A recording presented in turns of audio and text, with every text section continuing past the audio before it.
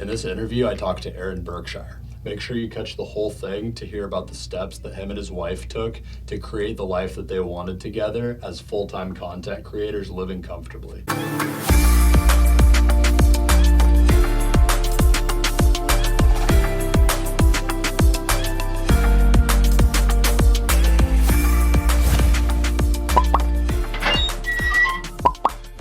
Content creating from so many different forms. You only can learn it by watching YouTube and learning it from different people and just content creating it's so unique. Yeah, I think that gives us a good segue too to kind of talk about how you got into it. So it's unique, and you mentioned that you can't really learn it in school necessarily. You got to kind of self-teach. So how did you get into it initially? Yeah, I mean, of course, you can learn photography in school. I'm not saying that. Of course, you can learn film and videography in school, Of course, you can go to school and learn how to work a camera and computer programs and all that stuff.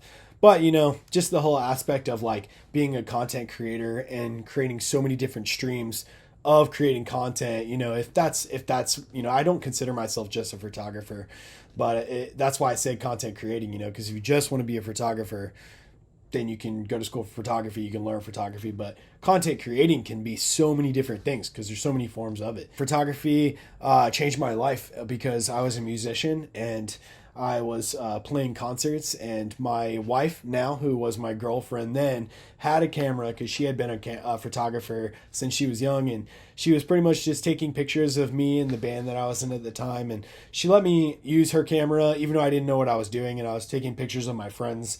And, before I knew it, somebody was offering me $20-$40 to take pictures of them. And I was like, wow, I'm making money from this. I want to take it further. But I mean, that's to simplify it. That's how I got into it. Get your feet wet a little bit. You see that it's something that can make money. What was the first kind of thing that really kind of kicked you off in that direction and told you this is something I want to stick with and really pursue? Hey, it's your host, Brody Vinson. Thanks so much again for tuning into Profession Session. And if you're enjoying this podcast, learning anything, please don't forget to subscribe or leave a review if you're listening on audio. Helps so much for growing the show and getting new and better content and better guests on. Thanks, and back to the show. I kind of thought that I had a calling to do it, I was really into music my entire life. And when I picked up the camera, I thought it kind of made me, I was into shooting concerts and shooting music, when I got into it, whether it be video or photo. I was in the music world, and I kind of felt like I had almost like a superpower because I had been on the other side. I had been in bands, and I wanted to create stuff that I never had created for me, really. Like, I wanted to create epic photos of drummers and epic photos of like singers and rock and roll screamers and stuff. I wanted to create content of them that I wish I always had, and stuff that looked like people that, were famous to us when we were young in magazines and stuff, like Blink-182. I always wanted to look a certain way. And when I picked up the camera, just being a musician and kind of music flowing through my veins, I kind of thought I had an advantage in a way in the beginning, and I really loved it. I really loved it. And it still made me feel like I was an artist, even though I wasn't playing music.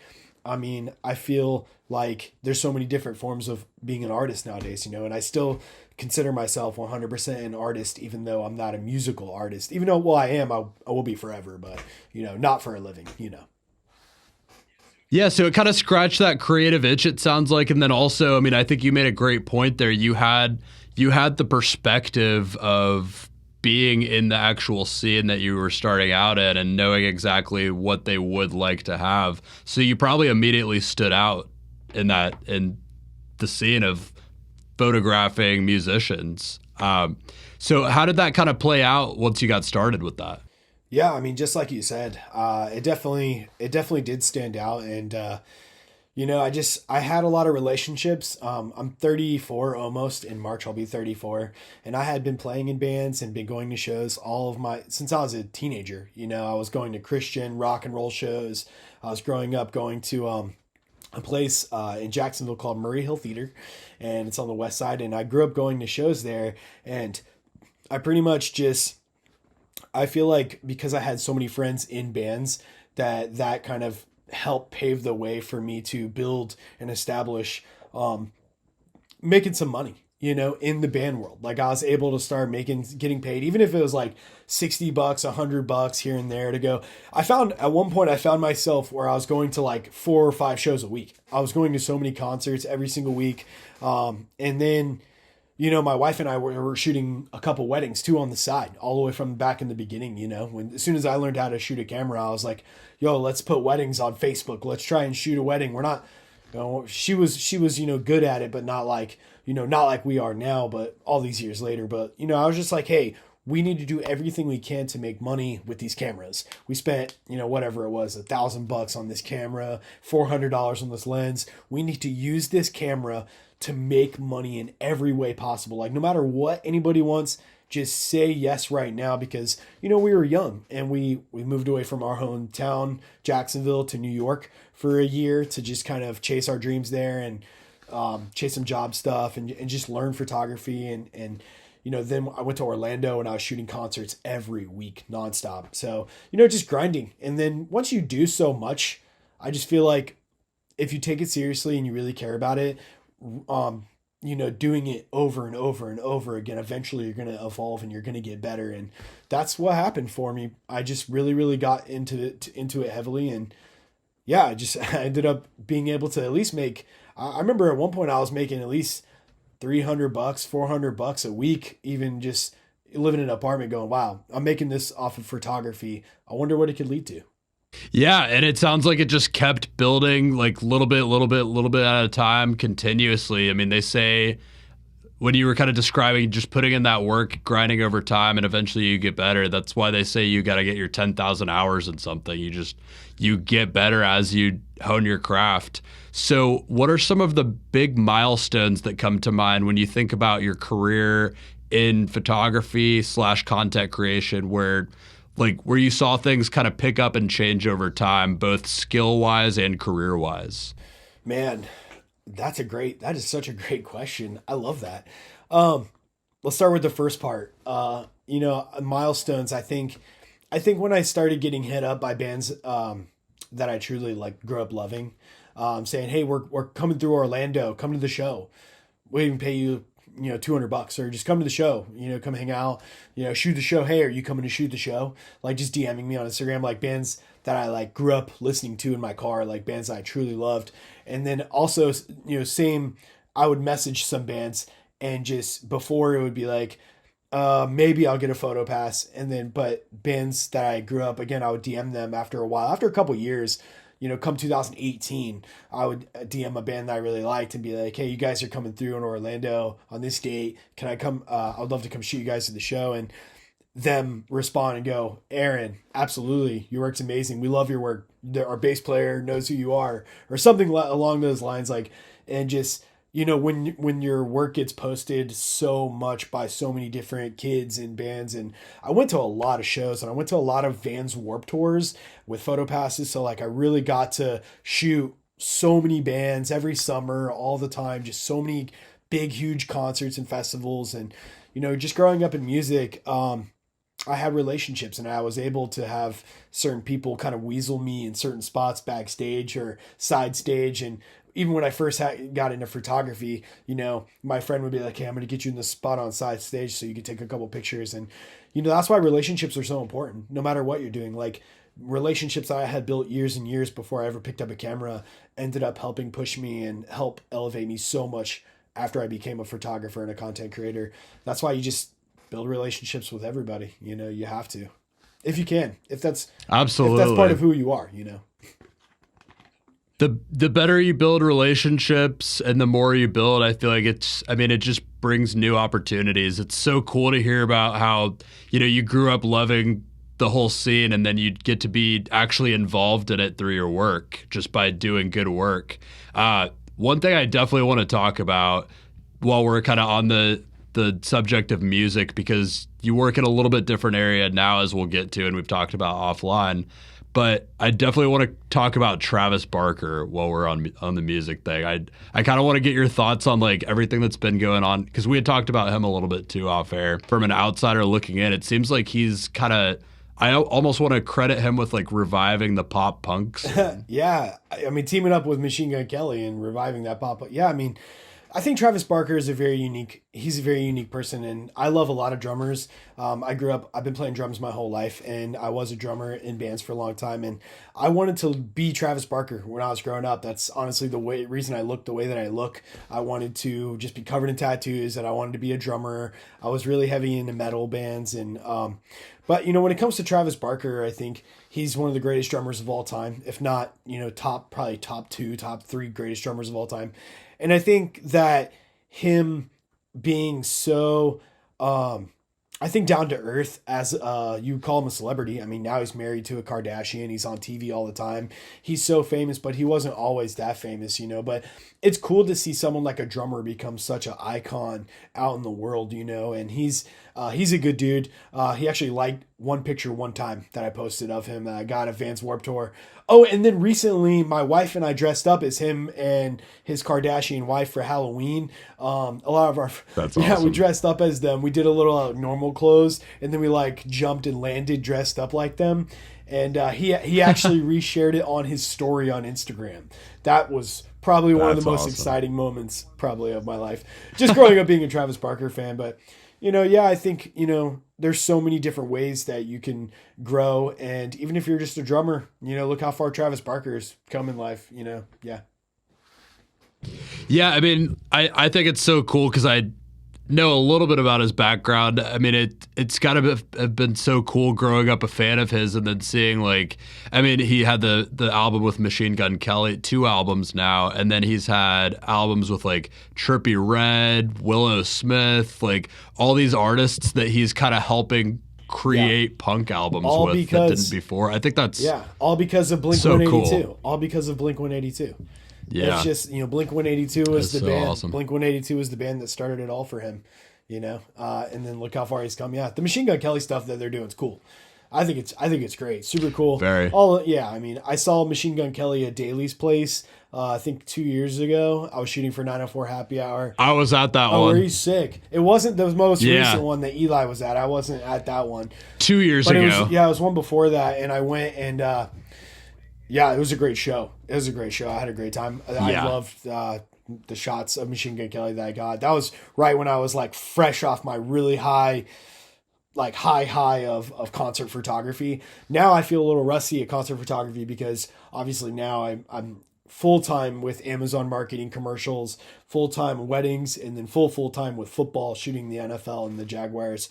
So it's special to me, at the end of this month, at the end of January, on January 31st, I'm flying to LA to be with my friends in Memphis Mayfire for a week on their bus. We're with another band called Parkway Drive, super huge metal band, and band I've loved since I was 17 years old. And I finally get to go on tour with them and just do my thing and jump back into my element of kind of what made me and what created me. Even though I shoot NFL and everybody knows me as Jaguars kind of Aaron now, they don't know that I'm 34 and I was in the music scene for over a decade and that was my whole life. So now I get a little refresh of living that, and then it's great, man. I'm grateful. That's awesome, man. I'm very, very, very grateful. I'm glad we started with that background though, because I feel like that's how you got your roots. That's what launched you into doing all of this stuff, and that's kind of what got you into it in the first place. I do want to cover all that other stuff though. There's a lot of different things to cover here. You mentioned the Fiverr business, which is Amazon. You mentioned the wedding business, NFL. Let's start with the NFL because that's a pretty huge one, especially, topical right now. We're in the midst of one of the best Jaguars playoff seasons, maybe the best of all time. We'll see how it plays out. Fingers crossed. I'll be watching the game on Saturday. Yeah, you got all the Jaguars stuff behind you, and you, as I know, you work for the Jaguars. How did that get started? So let's see, a couple different ways. So I work for the Jaguars Foundation, which is kind of like the community like the community foundation where the players and the team do a lot of things for a lot of different causes like around the city. So I work for the Jaguars Foundation, which obviously is the Jaguars, but I don't shoot the team for the team. I shoot community stuff for the organization. And then I'm employed by the NFL. I'm an LCC, and that stands for a live content correspondent. Some of us call it live content creator, but they call it live content correspondent, which our job is to send the content that we get to the league in seconds, in minutes, if we can run fast enough to the Ethernet cord and send it straight from our phone straight to there, like instant. Like if somebody were to catch a touchdown, we are sending that clip within a minute or as fast as we can within minutes for it to go on either NFL socials, or the team is allowed to grab it as well and post it on their socials. And so I work for the foundation with the Jaguars, and I love the organization, very close to the team. And then I work for the NFL, and I shoot the games under the title of LCC. And it got started by, so I have to separate those, I got started, let's see, so obviously I was shooting high school football. And then, so one of the coaches that is, in Jacksonville locally, he has a QB school, right? Okay, so it's called the 6 Points Jacks, and his name is Denny Thompson. Big shout out to Denny Thompson. He is a quarterback coach for I think he was my middle school football coach. He was, because he's been doing it for like... I could be wrong. No, he probably was. He was a football coach. That's crazy. Yeah, so Danny Thompson is a quarterback coach here, and he coaches college players, he coaches kids, high school players. He also coaches NFL players. He is Gardner Minshew, formerly of the Jaguars, now the Eagles quarterback coach. He coaches guys that go to, the Georgia College, Carson Beck. Like he's a great quarterback coach, right? So he met me. I don't even know how. I think it was just my buddies that were playing high school football posted some photos that I took. Excuse me.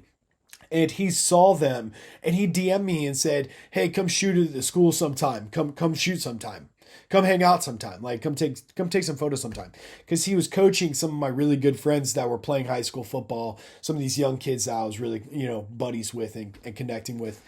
So then I went to his QB school, and he invited me to go to this big kid event, right? And it was something that he was putting on for like 100 kids, right? This quarterback like summer thing, quarterback school, whatever, this event. And he was teaming up with the Jaguars Foundation. So when we went to go do the big event, and I was just coming to take photographs for Denny, I was like Denny's side, which was for 6 Points Jacks. I was going to take photos for him. And then I met the guy who runs the Jaguars Foundation. His name is Adriel. Huge shout out to Adriel. He actually he gave me this ball right here. He gave me this ball. Oh, nice. So I love this, name too. Yeah, I love this guy Adriel, right? So he runs the Jaguars Foundation. And I guess he just liked my work, and he ended up getting my contact from Denny, and he said, "Hey, I have a Jaguars thing. I need a photographer. How much will you charge? Come shoot it." And then I literally became the foundation photographer, videographer. When they need me, sometimes they don't need me because a team shooter can do something in-house for free or something. But if they're booked, they call me first, and I'll go do whatever the community thing is, whether it's for kids or adults or military or legends, older players. I've got to meet a lot of legends of the Jaguars working with the foundation. But that's how I got connected. Like that's 100% how it was built. That's awesome, man. Yes, sir. So you got into that, and just for reference again, how long ago was that? So that was first kind of got started. So that with was in 2020. That was right before the Jaguars 2020 season. We call it the COVID season. Right before the COVID season. So and then so then I was applying to a bunch of different. I was like already working for the Jaguars Foundation, right? A couple little things, and I was like, man, I'm never gonna get to. I don't know how I'm gonna get to shoot the Jaguars because it wasn't like Adriel didn't have the power to get me a media pass to be on field to shoot the game. You know what I'm saying? The games. So I just messaged a few different, the first one I messaged was the one I ended up shooting for, but I messaged a few different, like 904 Happy Hour, Jacksonville Magazine, like a bunch of outlets on Instagram. I was like, yo, Here's some high school photos I've done. I just want to shoot the Jags one time in my life. Here's my work, man. Here's my Instagram following. Like, you don't even have to pay me. I'll just go shoot it for free. So, and then 904 Happy Hour was the one that ended up working out. That's awesome. And how has that kind of played out like over that couple of years since you first got started? What's it been like photographing the Jags? I can't even explain it. I've shot so many, like I've shot 80,000 people at Atlantic City Beach at a concert at the most final Warped Tour ever in 2019. There was like 90,000 people out there and it was crazy. And that doesn't compare to being on the field during an NFL game. And I'm not saying like I like shooting football more than music or anything like that, but that was a hell of a feeling shooting a band that was performing in front of like 80,000 people at this big festival. But like every single time I walk out on the Jaguars field, I think it's just because I've been a fan as a kid, just been a fan as a kid. So when I walk out of the little media tunnel out into the field, I just get chills and I'm like, oh, I'm just like just feels surreal. Yeah, that's what I was gonna say. Surreal. Yeah. That's awesome.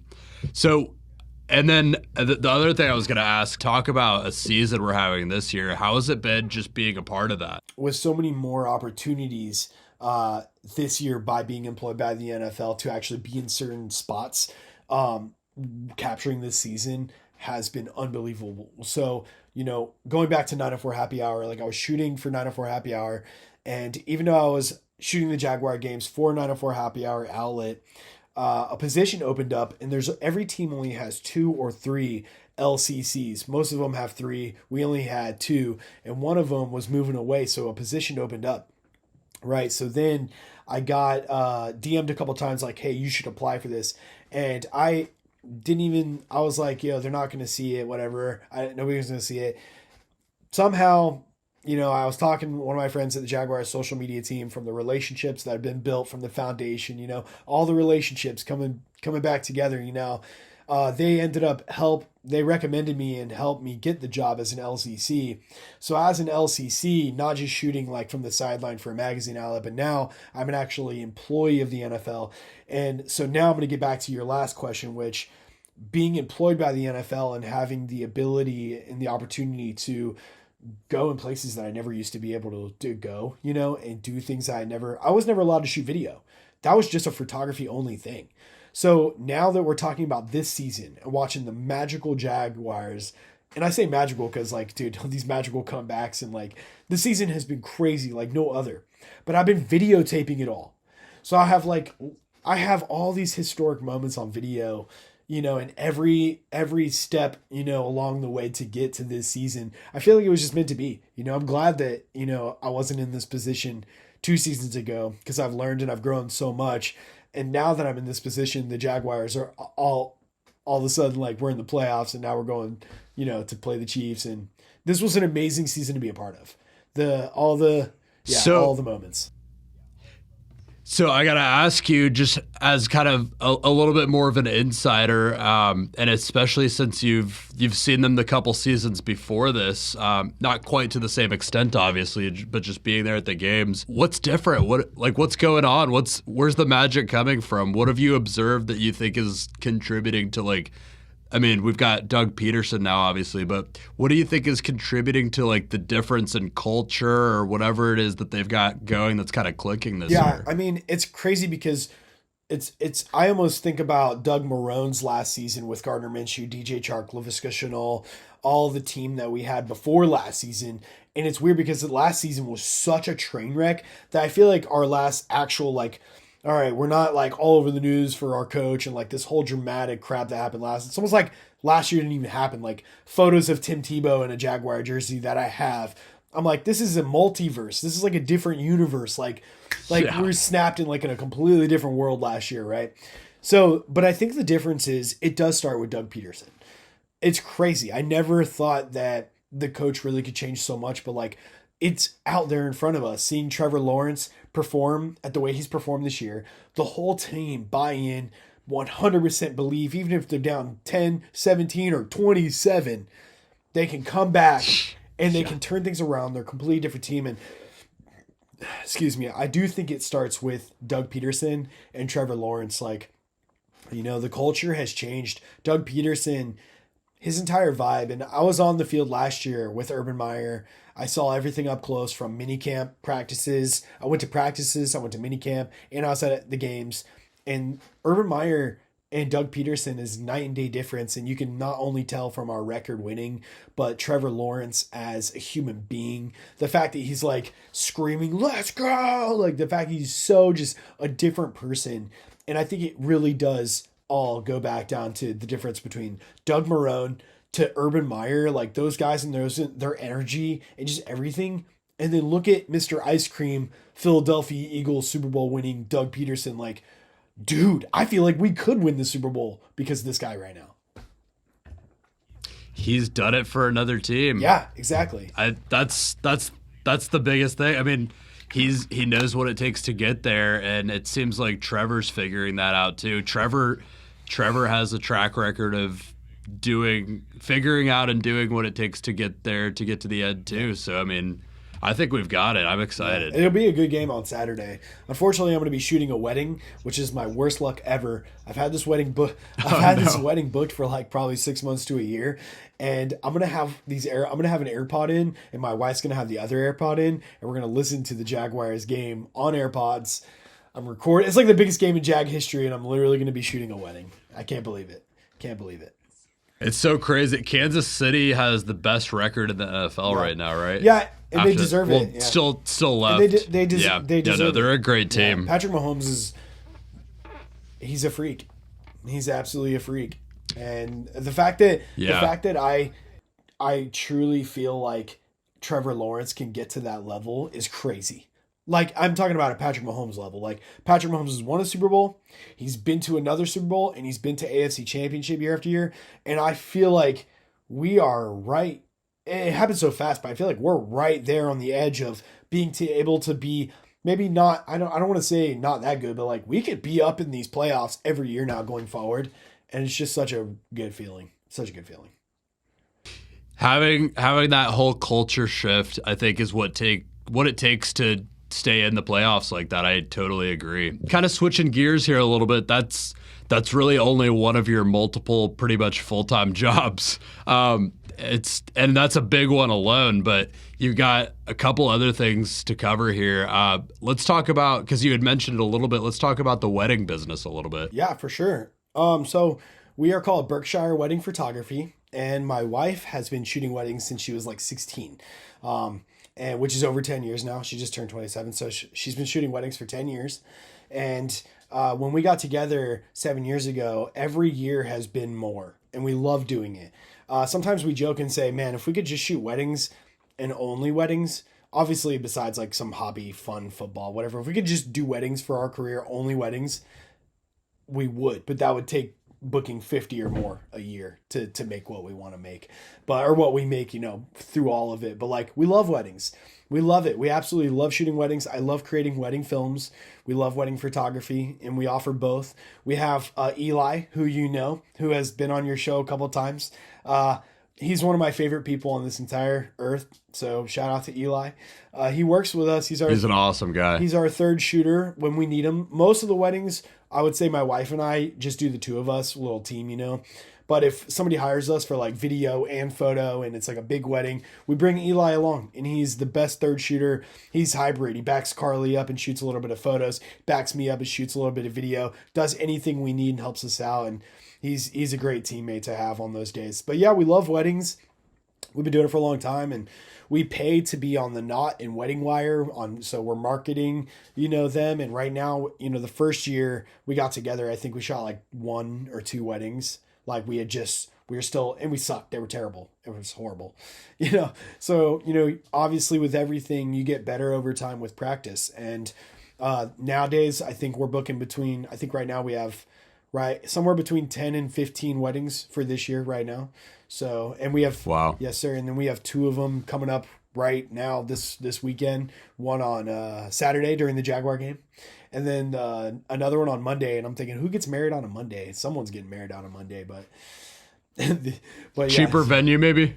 I don't know. Maybe it was a huge discount. It could have really been like a whole $5,000 less because of Monday though. No shit. I could see that. Yeah, yeah. But Yeah, it's got to be cool being involved in those, just like the magic of the day, you know? it's incredible. It's incredible. And I feel like it's one way that I really get to showcase a lot of what I'm able to do. I never really get to tell like I'm not a full-time like filmmaker, but my wedding films are like it's a really really good opportunity for me to just show like what I'm capable of from telling a story. And I'm starting to get into the storytelling with football a little bit, and I used to shoot music videos a long time ago. I shot a lot of music videos in my creating content years.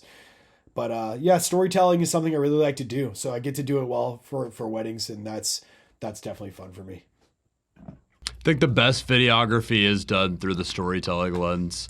Absolutely. Another cool point I wanted to highlight there is you said you pay to be on Wedding Wire and the Knot yeah. and Wedding Wire. Yeah. You said, right? Yes, sir. So are those kind of like wedding publications for like vendors? So yeah, it's a website. It's like a vendor website, and like brides when they're looking whether they want to hire a venue or a photographer, wedding planner, anybody, anything for their wedding, you just go to that website, type in your city, and you can literally hire every single one of your catering, or your people off that website. And the Knot's been popular for a long time. I prefer Wedding Wire. They're owned by the same company. So like we pay to be on both, and it's through the same like company, but they're different websites. One's called the Wedding Wire, one's called the Knot. But yeah, they're great. We've booked some weddings from them that have been really great. Also, word of mouth has been. I don't know how much longer I'll be on the Knot and Wedding Wire. I don't want to plug those too much because I'm not really too stoked on them actually. So I think, but the more word of mouth travels, the less I want to pay to be on these websites that are whatever mid. Makes sense. I was just gonna kind of highlight that I think it is good for any kind of business to try to get out and like get on different channels where they can be found, at least maybe at the beginning. Yeah, but yeah. I think you're right. Once you've kind of built a business and you've got the word of mouth carrying you on your own, I mean, Yeah. you can't do better than not having to pay for your advertising. I mean, just put $400 on an Instagram ad instead of $400 to be on a website that you might get some messages. They might be scams. They might not. I don't know. I mean, for me now, I'd rather just put a $400 sponsor ad on Facebook and Instagram on my wedding video and just plug it for like Jacksonville, St. Augustine, just like see where that goes. I could see that having a bigger effect, honestly. It's just like you're casting a wide net. Yeah. So, kind of going to the next thing, we talked about the wedding business a little bit. I think, so you had mentioned that you handle the wedding business with your wife. I wanted to cover this collaborative thing with you and your wife a little bit because I think that's so cool. We had talked a little bit off air about it, but that's not the only thing. Y'all kind of run these different businesses together and have a lot of overlap. Could you talk about that collaboration a little bit and just how that, I mean, you covered it a little bit, but just like how that works, like that team dynamic, I think that's really unique. Thank you. Thank you so much. Yeah, she's amazing. She's the reason that I am who I am today. She's the reason why I even hold a camera. She's the reason for everything. And I feel very successful because I've had such a great support, with my wife. And, everything I've been able to do has been because of her and her support. And, she's really, really, really, I'm just going to say it blatantly, she's addicted to making money. She has been really, really a gangster, low key, ever since we met her, even though she was hustling in a restaurant, just always wanting to listen to podcasts and entrepreneurs and people who are constantly teaching you about how to sell things on Amazon, how to sell things here, how to do this, how to do that. And so when she was younger, she came across, when she was 16, 17, she came across this website called Fiverr, right?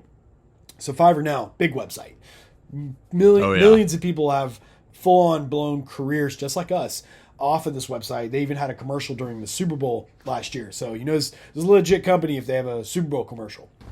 And they have so for my company, we have an office here downtown, different building that I'm in right now.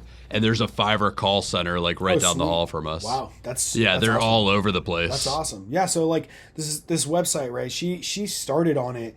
She took a long time off of it, but here's how it happened.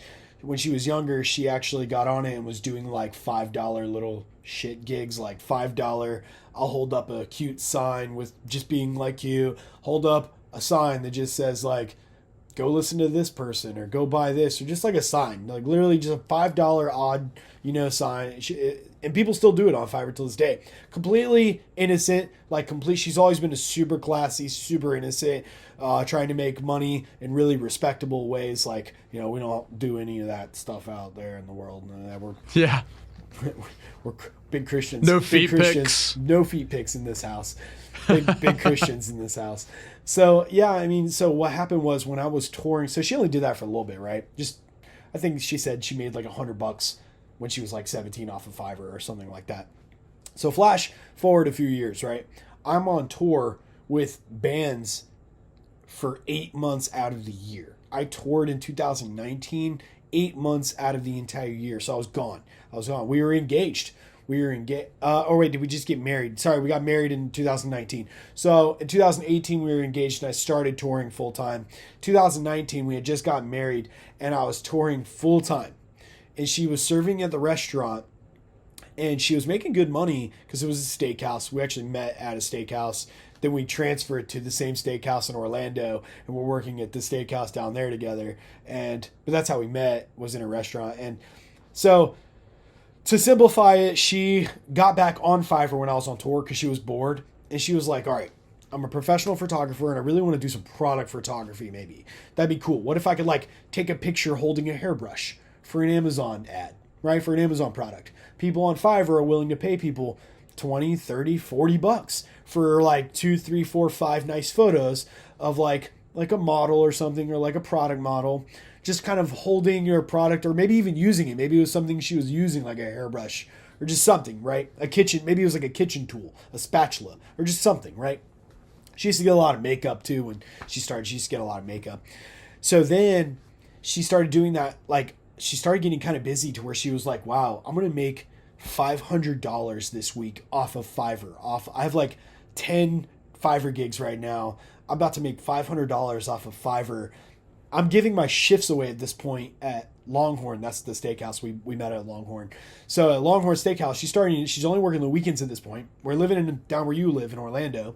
I'm on tour. She's starting to just give her shifts away at Longhorn because she's like, I just want to keep grinding on Fiverr. So then, flash forward, pandemic hit. I stayed home and I said, let's start doing product videos now. I picked up, every skill that I had built up shooting camera on a gimbal, like I was at weddings, like I was on tour.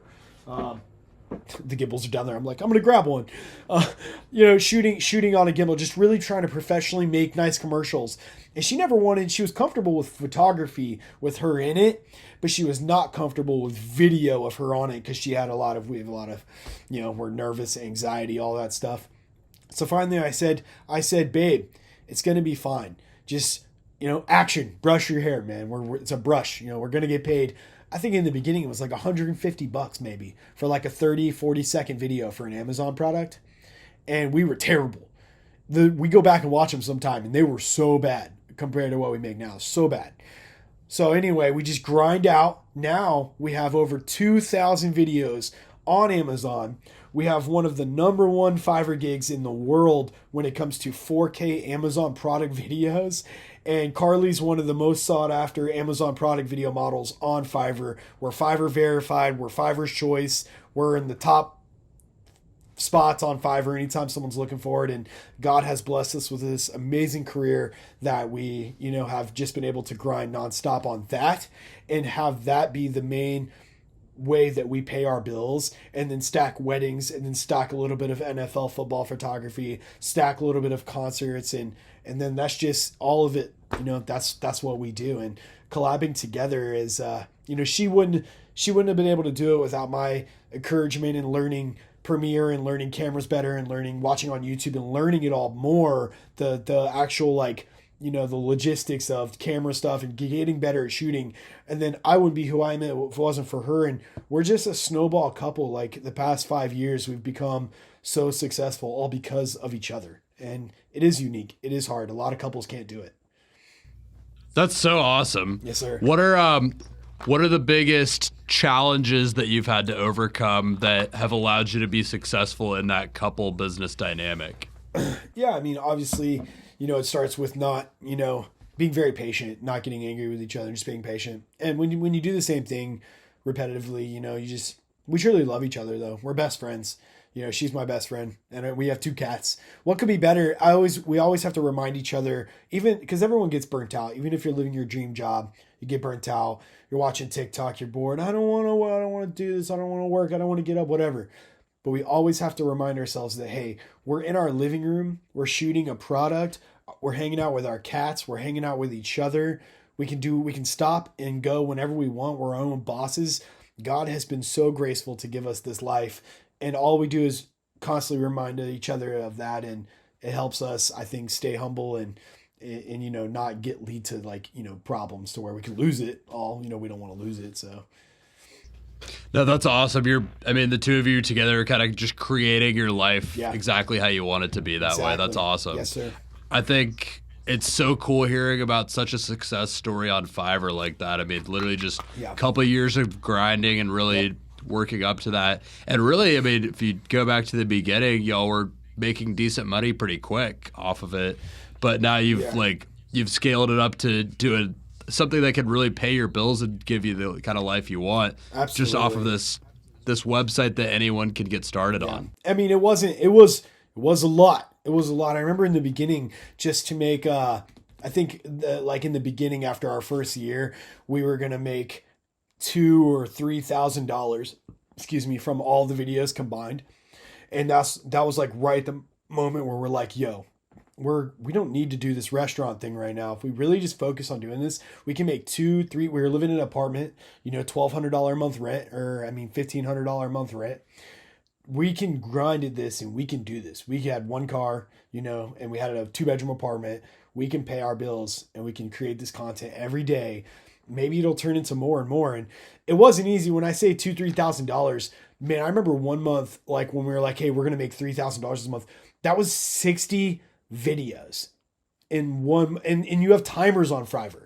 And so it's and we have a 2-week, and it started really fast. Every time somebody would make an order, we had to make that video and turn it over within 7 days, something crazy. So we had timers on our phones and just breathing down our neck in the beginning, super hardcore. So it definitely came with a lot of grind. Now we've got it really worked out to where, we do so many projects a week and, we're right where we want to be and hoping that it continues just to grow, That's awesome. And the cool thing about Fiverr is the more you grow on it, the more you can ask for your product. You can kind of set your price a little bit more competitively on your side.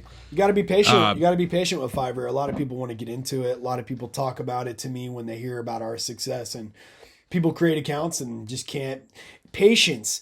When Carly started Fiverr, when I was on tour, she had a serving job and she had the patience. I don't know what this could be. Earlier before we got on this in the phone call, we had talked about my wife having an Etsy account as well. She's only been doing Etsy for about 6 months now, but look how Fiverr went though. But 2 years from now, who knows where Etsy's going to be for us. So people have to just be patient with something like these websites. We had no idea that we were going to create a 6-figure yearly income off of this website when she first started it. That was never, even a thought for a second. So people just have to really, really be patient with this kind of stuff, and not give up. Can't give up. Love it, man. Another thing I wanted to cover is, so you had talked a little bit about how you had all these things happening, right? It's just a lot of different individual pieces making up the whole pie of you two as a team and your career as content creators. And we had talked a little bit off air about how you really felt like there was this pivotal point where you got organized and you got the accounting in order and all of that. Could you talk a little bit about that? Because I think, it's so easy to at least get started with an online business these days. Much different story making it successful like you've kind of laid out here. But I think there's probably a lot of people that get a successful business rolling and then just don't know how to actually organize it properly. And that was us in the beginning. Yeah, and that was definitely Yeah. us in the beginning. You know, we at first we had an LLC. You know, it was like my name, it was like my Aaron Berkshire Photography LLC, and we were taking everything from like PayPal or Cash App or just cash. And like, you know, in the beginning, it's okay if you're like an entrepreneur and you're like it's kind of your side hustle money. That's all good. You know, you can account for that. But like when when it really starts building up and you really want to be professional and you don't want to go down the road of being not legit, you know? So like when it came to us paying taxes, we're like, yo, we can't go to H&R Block this year. We can't do it. So I Googled and I was like, yo, I want an accountant that could be like our personal accountant for like the rest of our life until they die and give us to their children. Like I want our accountant to be like part of the family, to know like our financial and help us be successful, because we wanted to buy a house. That was like a number one goal. Was we were married and like we want to buy a house. How do you and buying a house for a content creator or like a entrepreneur, someone who doesn't have an actual W-2 clock in clock out job, to prove what you need to prove to be able to buy a home, hardest thing in the whole entire world.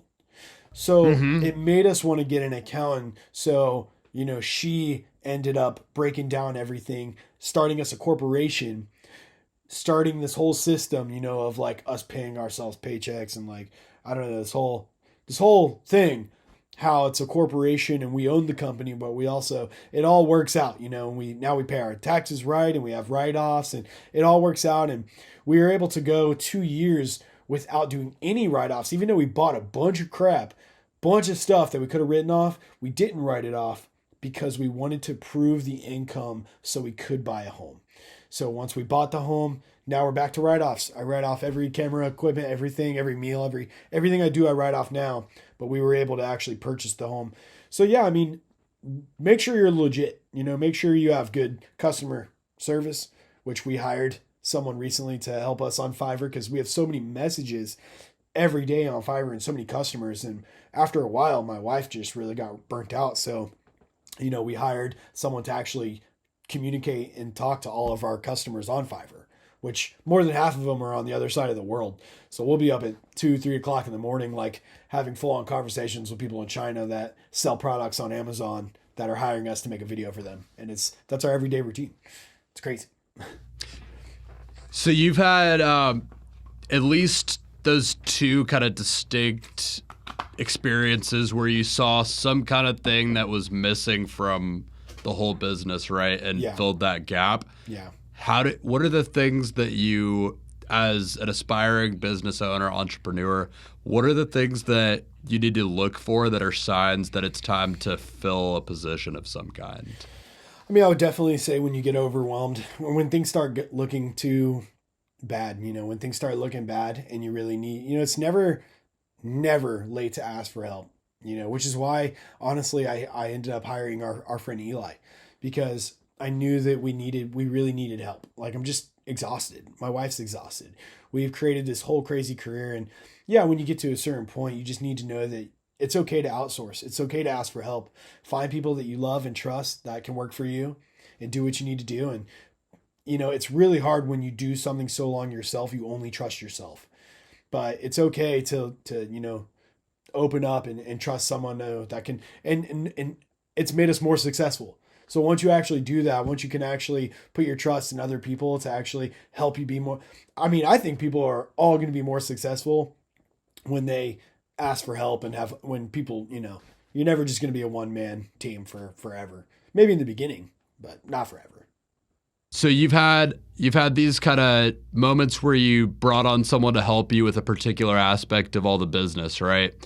My question to you, just as something I observe from a lot of business owners, there's typically this kind of hump of that you have to get over. Doesn't come naturally for most people, of just getting better at delegating.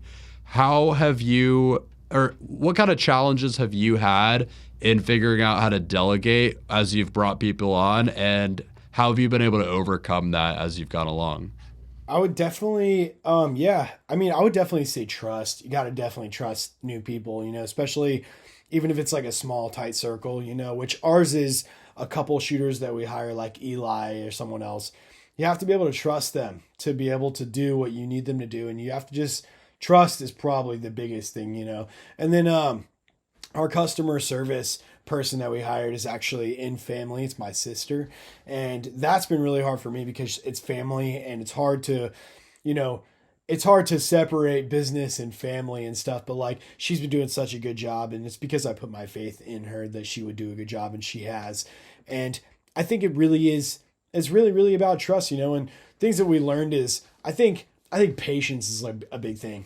You got to be patient, like bringing somebody into your company. If you are trying to run a business successfully, you're going to have help. You're going to have to put trust into that person or persons. You're going to have to trust that they're going to be able to do it. Because if you're always on the edge, it's always going to come down, you know, crumbling. You know, you can't be. You got to trust people.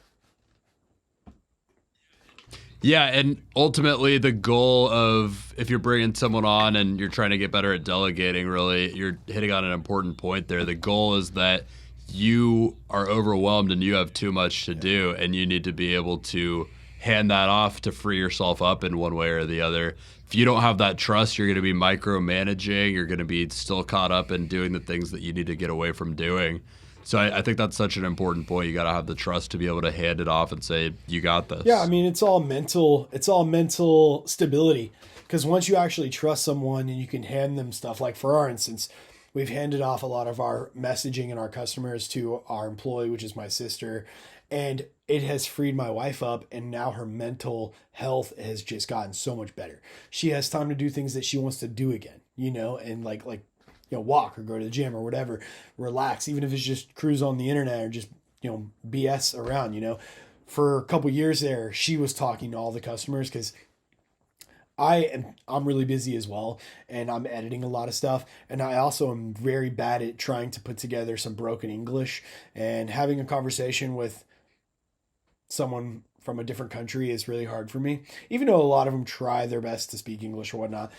My wife's really good at doing it. She's really good. And my sister, our employee, is also, she's learned and she's gotten really good at doing it. Not for me personally, and I'm just too busy doing me. So it's not something I ever wanted to do. But yeah, I mean, her obviously, and now she's able to be more successful. In fact, because we put our trust in someone to help us out, to free off some stress off of her, that's when she started picking up Etsy.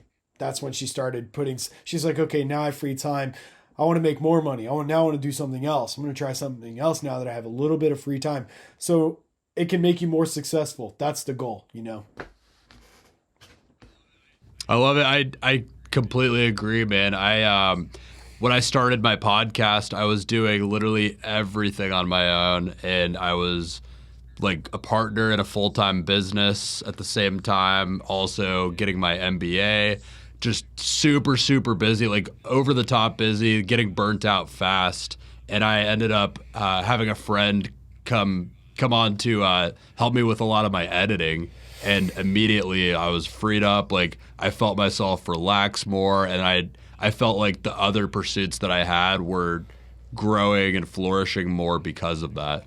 I think there's a lot to that. Yeah. It's freeing yourself up where you need to and just being able to take a look at what you're doing and be honest with that. I couldn't have said it any better. I can't imagine, honestly, editing all the podcasts that you do. So shout out to your editor, which you needed, because a lot. I would never want to edit full-time hour-long podcasts. That sounds like a heck of a. I mean, because I have a podcast. It's a lot. You know that we've talked about it. I just started my brand new podcast, and I've only done three or four episodes. And I spend like 6-7 hours editing down that hour, you know, and just it's a lot. I can't man. imagine doing as many. Doing as many as you do. So that's cool that you have put your trust into someone else to help you become more successful. That's the whole name of the game, man. We all want to just be successful, right? We all just want to, you know, live a life and maybe not have to kill ourselves trying to do it, right? I guess. Exactly. That's the name of the game, man. I love it. And yeah, shout out my editor Jake. He's the best, and he was a great friend before we even started working on that awesome. Together. Even better friend now. I think it goes both ways. Sometimes when you hire your friends, it goes really south and down, and I've had that happen too. But sometimes you hire a friend or someone that you love, and if that person loves you in return, they're going to succeed, because if you truly are friends, then you're going to help each other succeed, for sure. Here's an interesting Yeah. question, because you said you've seen both. I think you've probably had a lot more experience with it than I have, just over the different stages of your career and like different things that you've done. What do you think is the difference there from what you've observed? What makes that work or not work? I mean, I think it all really relies down to who it is. It all just depends on the person, because like I've had people in my life that, talk a big talk and they don't actually want to walk it, and it's as simple as that. Actions speak louder than words. So, I mean, pick the right people, I think that's the biggest thing. You want to surround yourself with people that are going to make you better. You can't surround yourself, like, if you don't want negativity in your life, and if you don't want people that have negativity, that are negative about certain situations, or even negative about themselves trying to grow, I think let them live their life how they want to. Maybe that's not the right person for you, For me, I want to surround myself with people that are constantly want to better themselves, make themselves better, people that elevate me to want to be even further and better in my life, even though we just bought our first house, like, we're already talking about the next house we're going to buy one day, maybe 5 years, 10 years, who knows? But I don't know. It's all a mental thing, just choose the right people and trust your gut, trust your heart, and if it doesn't work out, it doesn't work out. I love it. And you'll learn from it if it doesn't work out too. Absolutely. I mean, experience is going to teach you. You just got to learn. So, real kind of briefly, since you just started, I do want to talk about your podcast a little bit more. What was behind the decision to start that? Talk a little bit about the ideation there. What led you to pursue that, and what you're hoping to see out of your whole experience being a podcaster yourself. Yeah, absolutely. So it's called the Creative Locker Podcast. I just started it. Great name. Thank you. I just, so my friend actually came up with it. I won't take credit. He gave it to me because there is a whole thing that went down, and I truly want this. I truly wanted to do a podcast. I truly wanted to have guests on every week if I can get one, I want to talk for an hour with someone. My friend and I were going to do a show together, and it was going to be a 2-person show, and we were going to have guests on, but it was going to be a 2-person show. And I helped create all the graphic design. I helped create the logo, the name, everything that everyone sees right now of what it is. I created it. He gave me the name straight up. He's like, yo, I'm just not ready for this. He's trying to focus on his own YouTube channel. All that's good. We're still super homies. No big deal at all. He said, dude, you've already done all this. If it's something that you want to do, please take the name and run with it. It's a great, and I said, dude, I love the name. I told him originally I think I wanted the word creative to be in there somewhere or something like that, But we were thinking about a locker room. How many different people come in a locker room? I just think the Creative Locker represents a space where we can have conversations, where I can have a conversation with someone in so many different topics. Like, no matter what you're being creative in, no matter what you're creative of, I can have a conversation with you because there's so many things that I'm into in life. And I think I really want it to be like a Joe Rogan thing. I'm super inspired by podcasts like Joe Rogan, where you can just have a good time, laugh, joke around, and talk about 100 different things and just let it go or whatever. Whether it's talking about cameras or creating content in some way, or just talking about the Jaguars, which I just dropped an episode yesterday with my friend Brett James. It was literally, we were talking about entrepreneuring a little bit and creating content, but like most of the 40 minutes of the hour, we were talking about the Jaguars. And that's the whole point, though, is I just want to have conversations with, I don't care if you're famous, I don't care if you're nobody. Nobody's nobody to me, but the point is, the Creative Locker is just an open platform for anyone who wants to come have a cool conversation and just, chat about whatever, whether it be football or creating content. Those are things that I'm into, But that's it, and that's what I wanted to do. I love that. Yeah. I've got one more question for you before I get into my last couple here that came to mind as you were kind of describing that. It's very much through the lens of being a creative. You said that was very important to you. You're very obviously, by what you do, you're a creative. I'm curious what being a creative means to you personally. I think being a creative just shows who I am, through it, through my passion, through my dedication, and through the nonstop grind. Whether you're creating music, for me, it was whether I was creating drums or creating music I was a vocalist or a singer in a metal band at one point. It doesn't matter what you're creating. Who you are kind of shows through it, And I'm a lot like our friend Eli too. The camera has built a lot of relationships for me. The camera has led me to so many conversations. Content has led me to so many conversations with so many people, and I built so many relationships in this world because of creating content. And I think it just, for me, I think it's just what I was meant to do. I think it was my purpose. That's what it means to me is I wasn't meant to be Travis Barker. I was just meant to be me, but in the form of, being a photographer, videographer. That's like the main way I make my money. And that is my biggest passion, being a videographer or a photographer. But just creating content. What are we doing right now? We're creating content. We're creating something for someone to listen to or watch. We're just creating content. I think creating content is one of the most sought after careers nowadays. Because so many people are on TikTok, so many people are on Instagram Reels, so many people are on YouTube, and they're all creating content. It's like even, old school movie stars. It doesn't matter what you do in life, whether you're a cook, whether you're a football player, whether you're a movie star, we're all creating content for each other 24/7. So I kind of feel like we just live in this world of content being created every day for all of us to consume. And, I'm just, I feel like I'm just creating content of things that I love. That's what it's all about. I love football. I love music, and weddings are cute to me, and my wife and I really enjoy it. And I love money, and that's so. I don't know. I think that's really what it means to me, though.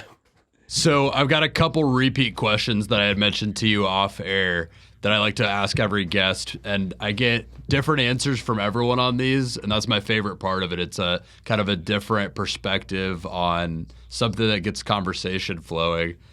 My first question to you is, and I would use kind of your entry as you were getting out of still in the music scene a little bit, I would say, but as you were getting a little bit more out of the music scene and into the photography and content creation industry, using that as kind of your starting point.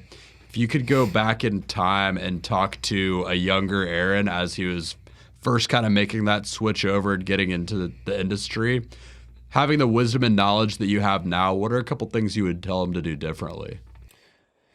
I would definitely tell younger Aaron to slow down. I still have a lot of energy. I would definitely tell younger me to just relax, just be patient, which is funny because when I was cooking in a kitchen when I was young, the older cooks, I would be flying all over the place and they'd be like, all right, man, just settle down, man. Just chill out, man. Just chill, man. And I think I would tell myself to keep faith in God. I would tell myself just really, because I think when I was younger, I didn't believe in God as much as I do now.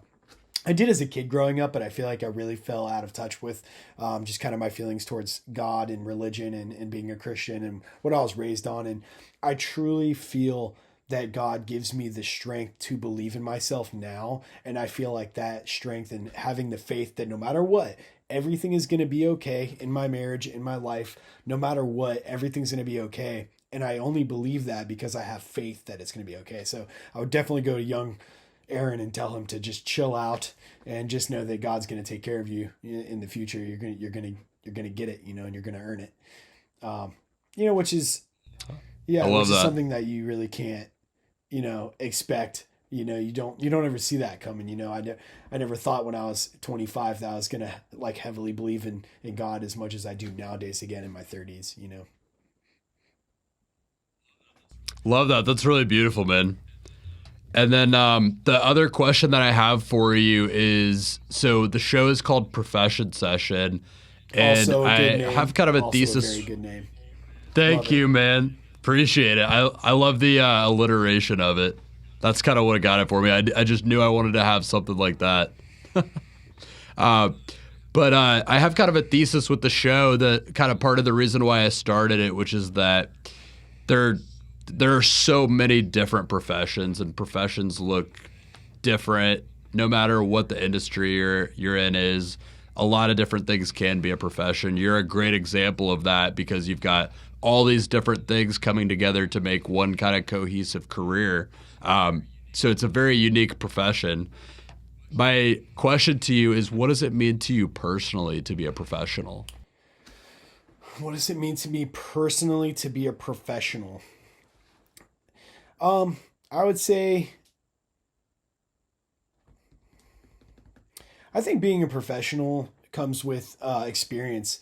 It's taken a lot of, mishaps and misunderstandings and losing photos on memory cards and ruining people's weddings. That's only happened once or twice. Maybe not even all of it, just a smidge some of. But losing files or just going through accidents that's happened. And I think that experiences make you more professional as you kind of grow in your industry, because like, I don't think that I would be as professional as I am right now if I wouldn't have learned all those lessons. If I wouldn't have taken all the steps after things that are bad happening, you got to make the right steps and go. And that's one thing that's important to me is you can't crash and burn. You have to say, okay, let's just make sure that this doesn't happen again. Or let's make sure this happens. What do I have to go buy right now on Amazon to make sure this doesn't happen again? Or how do I have to act differently next time? How do I have to talk more to sell something? Or how do I have to talk less to not scare someone away? Or sometimes just the way I look scares people away probably. But, I think just learning over the years, and again, I'm about to be 34. So if you're someone, a little younger than me or just learn from your experiences, and that's going to make you more professional. No one is just going to be the most professional, and everyone still makes mistakes. I still make mistakes all the time. But I think being professional about it, no matter which way it goes, whether it's really great or whether it goes bad, what is professional? What's the definition of professional?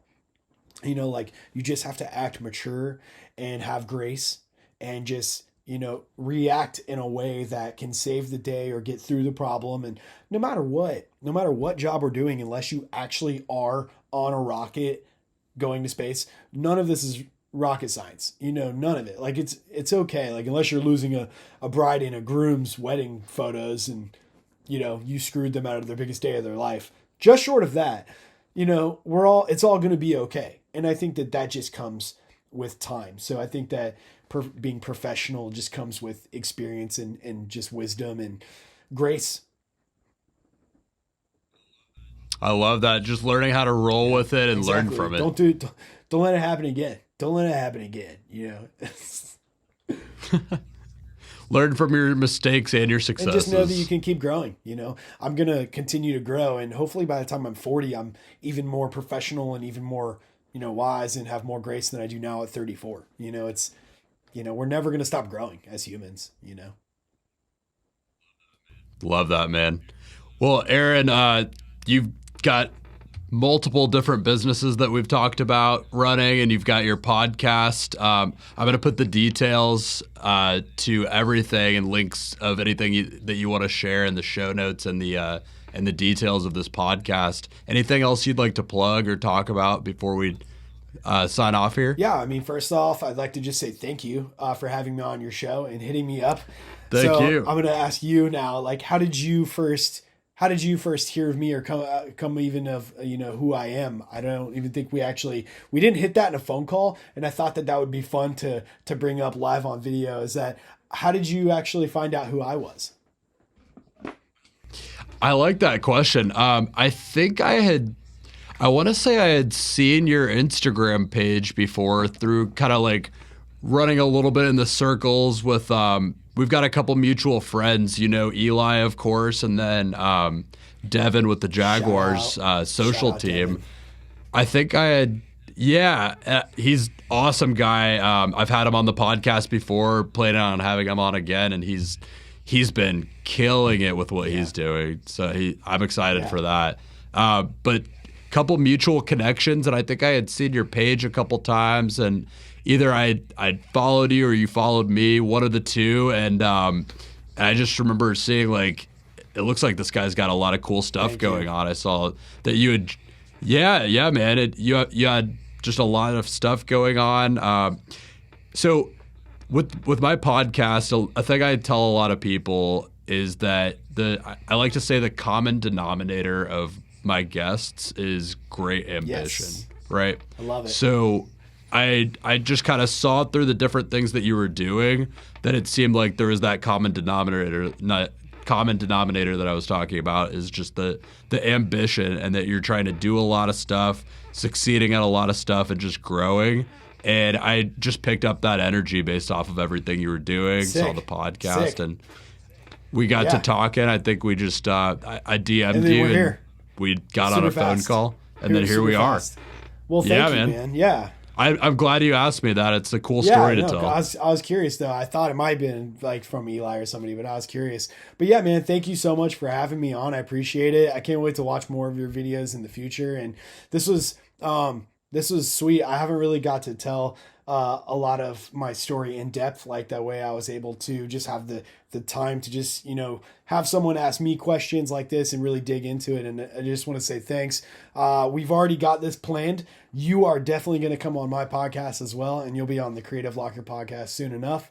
And just want to say thanks to anyone who listens to this, anyone who, takes anything away at all from this conversation and just hearing me maybe for the first time. And I just want to say thanks to anyone who watches it. Make sure you check out my Instagram, send me a DM. I follow a lot of people back. I don't even care. I'll follow you back. So holler and say what's up. Appreciate you guys. And I think that's probably the best place to find everything you've got going on, right? Is your Instagram? I'm very active on TikTok, and I'm most active on Instagram. Yeah, I've worked so hard for my Instagram. It's like my whole brand is Instagram for 10 years plus now. But I am on Facebook. I am on Twitter. I started Twitter very, very recently because of the NFL. I never actually wanted to have a Twitter. And I realized, I was like, all right, I need to be more professional. I'm trying to create more of a brand for myself. And I work for the NFL now. I'm going to have to just make a Twitter. So I am on Twitter now. So find me on any social platforms. I'm on everything. And yeah, man, thanks again for having me on your show, dude. Loved it. I had a sports recruiter on about a month and a half ago or so, and he is all in on Twitter, always has been. He's like he's got like a college recruiting business where he helps people get recruited into the NCAA for football, and he said he's all in on Twitter, so I think that's a great call. And thank you so much for being on, man. This has been awesome. Yes, Had sir. a great time. Appreciate everybody. Yes, sir. I've been your host, Brody Vinson. This has been Profession Session. Thank you so much for tuning in. My guest has been Aaron Berkshire. You can find all of his information below. And until then, tune it out. Thanks so much for tuning into Profession Session. I'm your host, Brody Vinson. And if you learned anything or enjoyed this video or podcast, don't forget to subscribe here on YouTube, where all of our other interviews can be found. We can also be found on all major podcast platforms, including Spotify and Apple Podcasts, as well as all the socials, LinkedIn, Instagram, TikTok, Facebook, you name it. So find us anywhere, follow, like, comment, leave us a review on any podcast platforms that you enjoy. And if you know anyone that you think would be a great fit to be on the show, get in contact with me anywhere and just let me know, and they could be the next to tell their story here on Profession Session.